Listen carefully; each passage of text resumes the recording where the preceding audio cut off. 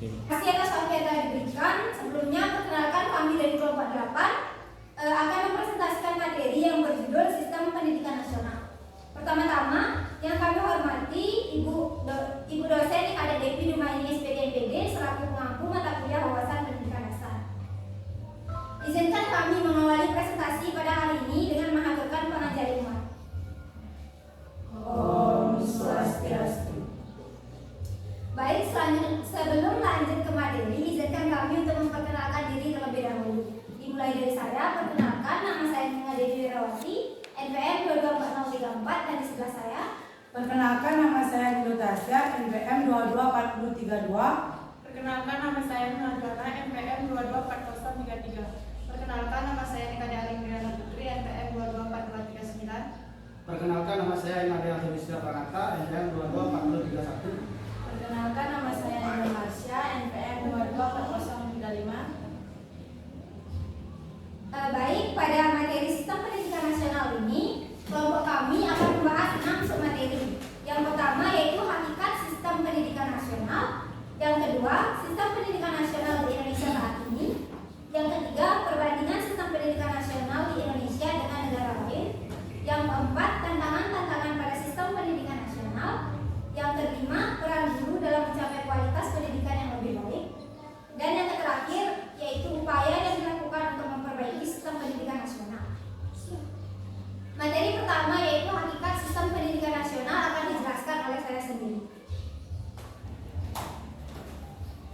Hakikat Sistem Pendidikan Nasional. Pendidikan nasional merujuk pada sistem pendidikan yang dikembangkan dan dijalankan oleh pemerintah suatu negara untuk memenuhi kebutuhan pendidikan setiap warganya.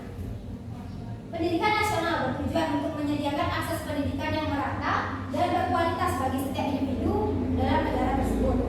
Pendidikan nasional melibatkan proses pengembangan kurikulum, pembuatan kebijakan pendidikan, penyusunan standar pendidikan, pengadaan sarana dan prasarana pendidikan, serta pelaksanaan pendidikan di semua jenjang mulai dari pendidikan anak usia dini hingga pendidikan tinggi. Jadi dapat disimpulkan bahwa sistem pendidikan nasional adalah kerangka atau struktur yang mengatur dan mengelola pendidikan di suatu negara. Ini melibatkan kebijakan program, kurikulum, dan proses pengajaran yang dirancang untuk memenuhi kebutuhan pendidikan secara keseluruhan. Adapun tujuan utama dari sistem pendidikan nasional adalah memberikan akses pendidikan yang merata dan berkualitas kepada seluruh warga negara untuk meningkatkan kemampuan mereka dan mempersiapkan mereka untuk kehidupan dan karirnya. Next. Materi selanjutnya akan dilanjutkan oleh teman saya.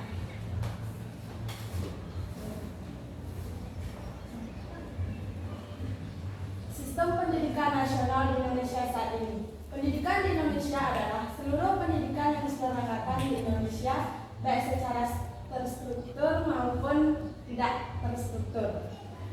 Sistem pendidikan nasional bertujuan untuk mendidik dan memberikan pengetahuan secara akademis, keterampilan, hingga perilaku.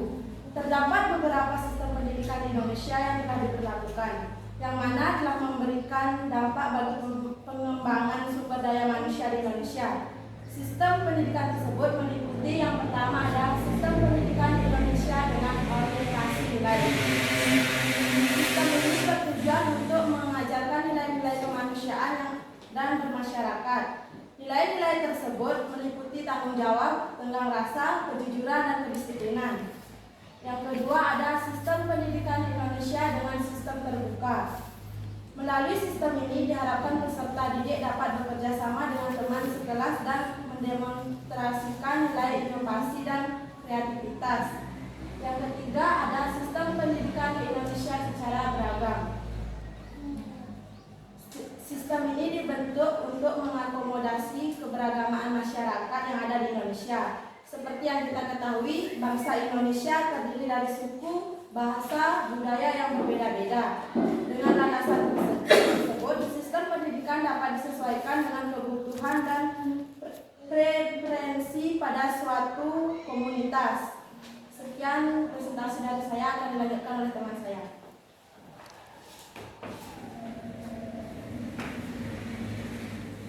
Baik, terima kasih atas waktunya. Saya akan melanjutkan materi yaitu perbandingan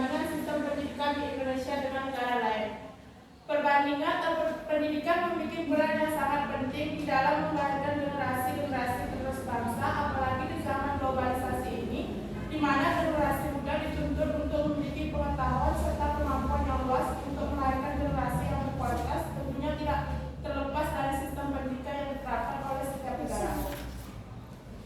Adapun perbedaan dan kemiripan sistem pendidikan di negara Indonesia dan negara lain.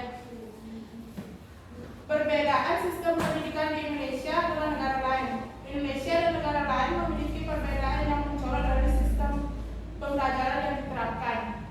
Ada 3 perbedaan sistem pembelajaran yang diterapkan di Indonesia dengan negara lain, yaitu yang pertama, menetapkan pendidikan di usia dini. Menetapkan pendidikan di usia dini di Indonesia lebih menekankan kepada belajar membaca, menulis, berhitung untuk anak usia dini. Sedangkan di luar negeri, pendidikan usia dini lebih menekankan kepada bermain dan berinteraksi untuk mengeksplorasi lingkungannya. Yang kedua ada waktu belajar.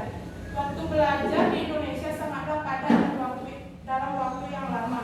Diketahui bersama bahwa siang hari mayoritas pelajar Indonesia menghabiskan waktunya untuk belajar. Sedangkan di luar negeri, pelajar hanya melakukan belajar di kelas sekitar 30-40% saja, dan selebihnya dihabiskan untuk bermain dan berinteraksi dengan teman-temannya. Yang terakhir ada tugas yang diberikan oleh guru. Untuk tugas yang diberikan guru, inilah yang sangat membedakan Indonesia dengan negara lain. Sebagian besar di luar negeri, Indonesia tidak memberikan tugas atau pekerjaan rumah. Namun di Indonesia hampir setiap sekolah akan selalu memberikan tugas yang harus dikerjakan di rumah. Kemiripan sistem pendidikan di Indonesia dengan Selandia Baru.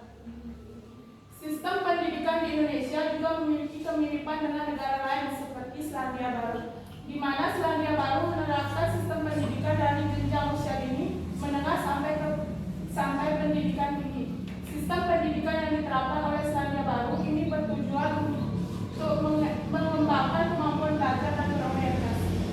Sekian dari saya, materi selanjutnya akan dilanjutkan oleh Mas.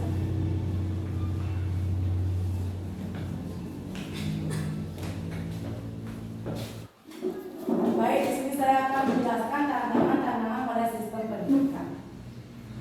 Orang tua selalu ingin memberikan yang terbaik untuk anak-anaknya, terutama dalam pendidikan seperti menyekolahkan anaknya di sekolah terbaik, menyediakan fasilitas pendidikan terbaik dan memantau kemajuan pendidikan anak hari ke hari. Semua usaha orang tua tersebut semata-mata memberikan bekal bagi anak di masa mendatang. Harapannya, anak mampu bersaing di masa depan dan mencapai kesuksesannya. Sayangnya, meski seluruh orang tua berharap anaknya merasakan kualitas pendidikan terbaik, tapi itu semua tidak terjadi sesuai harapan. Salah satunya kendala adalah standar pendidikan di Indonesia tidak sepenuhnya sama. Masalah mendasar yang dihadapi guru dan murid di Indonesia adalah yang pertama, kualitas dan distribusi guru. Pemerintah Indonesia memang telah menyadari pendidikan di Indonesia memang tidak merata, dan solusinya untuk mengatasi adalah dengan menerapkan sistem zonasi pendidikan yang dimulai dari jenjang PAUD, SD, SMP, SMA, dan SMK hingga pendidikan masyarakat. Terlihat sekilas bahwa sistem zonasi ini lebih banyak berdampak pada siswa, sebab aturan ini membuat murid bisa mengenyam pendidikan ini di tempat yang tidak jauh dari tempat tinggalnya. Namun sebenarnya sistem ini diharapkan menjadi solusi dari masalah pendidikan di Indonesia, terutama pemerintah distribusi guru. Yang kedua adalah kurikulum. Masalah pendidikan di Indonesia banyak terdapat pada kurikulum pendidikan dalam hal penyusunan kurikulum, sehingga implementasi kurikulum yang telah dicanangkan sering mengalami kegagalan karena kurangnya pengaturan proses dan target belajar pada murid.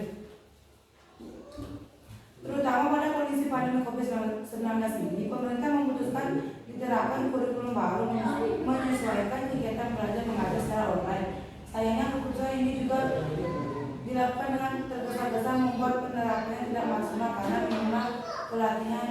artinya yang dimana guru. Yang ketiga adalah budaya.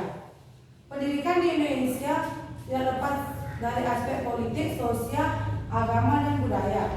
Seperti kita ketahui, sebagai negara kepulauan, Indonesia memiliki beragam budaya yang berada salah satu lainnya. Nah, masalah pendidikan di Indonesia juga salah satunya bersumber dari budaya. Hanya saja pengaruh disebabkan dari dua hal. Pertama, yaitu globalisasi atau pengaruh dari luar. Hal ini berkaitan dengan pengaruh budaya dari luar yang tidak selera dengan budaya di Indonesia, misalnya gaya hidup, konsumerisme, hedonisme. Kedua, budaya sekolah murid belajar yang amat terpengaruh dengan ada istiadat. Norma atau kebiasaan setempat seringkali lingkungan tidak mendukung anak untuk belajar dengan nyaman, bisa karena dari peristiwa yang besar dan menolak korban.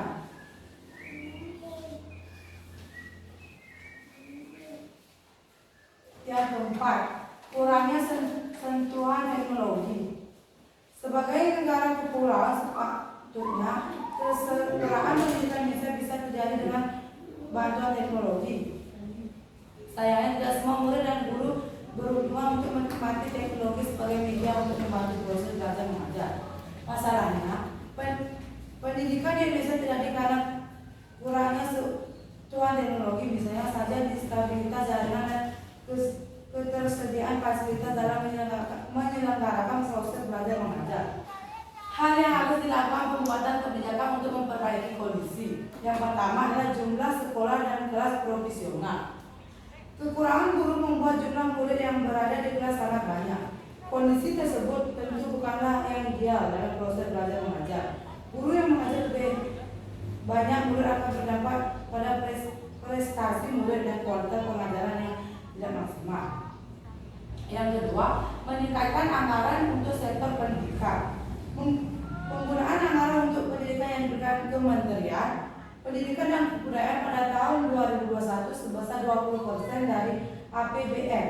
Namun jika dibandingkan dengan anggaran pendidikan di Amerika Serikat yang mencapai 40% dari APBN mereka, tentu jumlah tersebut masih yang sangat kecil. Yang ketiga, pendekatan disiplin dibandingkan hukuman. Sebagai orang tua dan pendidik, kita harus menyadari kalau masa depan adalah masa belajar yang dan rasa ingin tahu yang tinggi, sehingga seringkali anak melakukan kesalahan. Hal seperti ini harus disadari semua pihak sebelum misalnya menetapkan sanksi atas pelanggaran yang dilakukan. Yang kelima, tingkatan standar guru. Tingkatan standar guru harus selalu mendapatkan pelatihan dan memperbarui sertifikatnya untuk dapat memberikan pengajaran terbaiknya. Program pendidikan untuk guru harus disusun supaya mencapai kualitas guru di tingkat tinggi. Yang keenam, melibatkan masyarakat. Kontrol sangat perlu untuk memastikan bahwa sejumlah program dan standar pendidikan bisa terwujud. Untuk melibatkan masyarakat dalam pendidikan adalah dengan memberikan kesempatan kepada masyarakat memiliki dewan sekolah.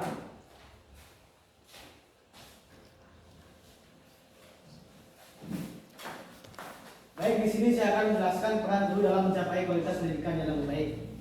Untuk meningkatkan pendidikan yang ideal, guru dan budaya sekolah adalah salah satu sarana atau solusi yang bisa diterapkan melalui peran dari guru dan budaya sekolah itu. Hal pertama yang dilakukan adalah dengan meningkatkan kualitas guru sehingga mutu pendidikan dapat berjalan lebih baik.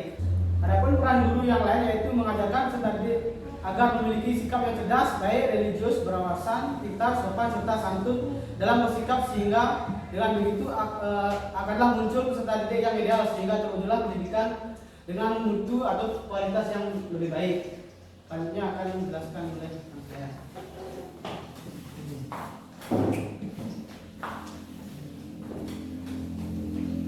Selanjutnya yaitu upaya yang dapat dilakukan untuk memperbaiki sistem pendidikan nasional. Upaya yang dapat dilakukan untuk memperbaiki sistem pendidikan nasional, menurut hasil survei PISA tahun 2018, Presiden Republik Indonesia Joko Widodo menyebutkan ada 3 permasalahan yang harus segera ditangani, diantaranya adalah sebagai berikut. Yang pertama yaitu masih banyak siswa berprestasi rendah.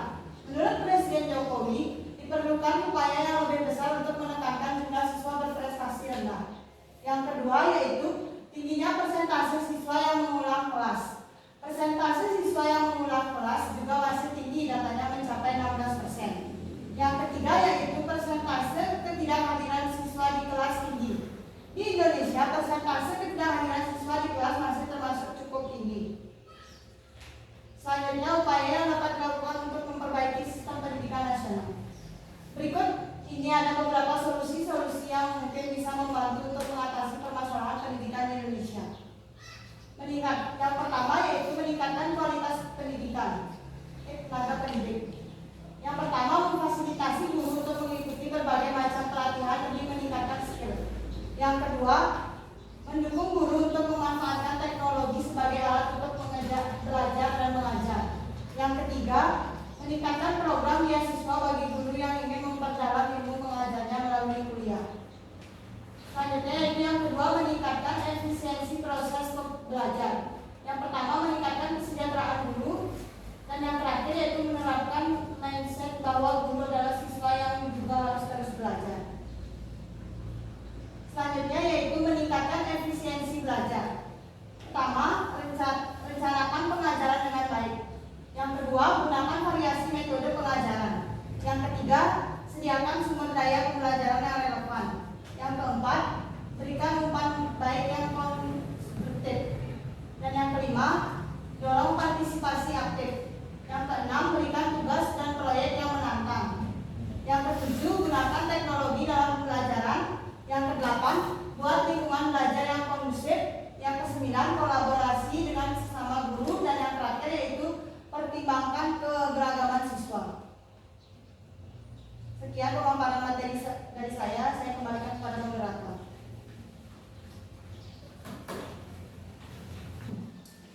Baik, itu tadi presentasi dari kelompok kami mengenai sistem pendidikan nasional. Berdasarkan pemaparan presentasi tadi dapat ditarik kesimpulan bahwa sistem pendidikan nasional adalah kerangka atau struktur yang mengatur dan mengelola pendidikan di suatu negara.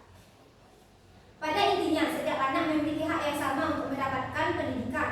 Begitu juga dengan negara yang memiliki tanggung jawab atas pendidikan masyarakatnya.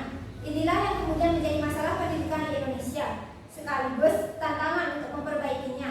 Peran guru dalam meningkatkan mutu pendidikan yaitu guru memberikan suatu motivasi kepada peserta didik agar dapat melaksanakan pelajaran dengan baik serta bersungguh-sungguh, taat pada peraturan-peraturan yang ada baik di dalam sekolah maupun di luar sekolah. Solusi-solusi lainnya yang mungkin bisa membantu untuk mengatasi permasalahan pendidikan di Indonesia yaitu dengan memperbaiki aspek anggaran infrastruktur, manajemen sekolah, regulasi sekolah, kualitas guru hingga bahan administrasi guru.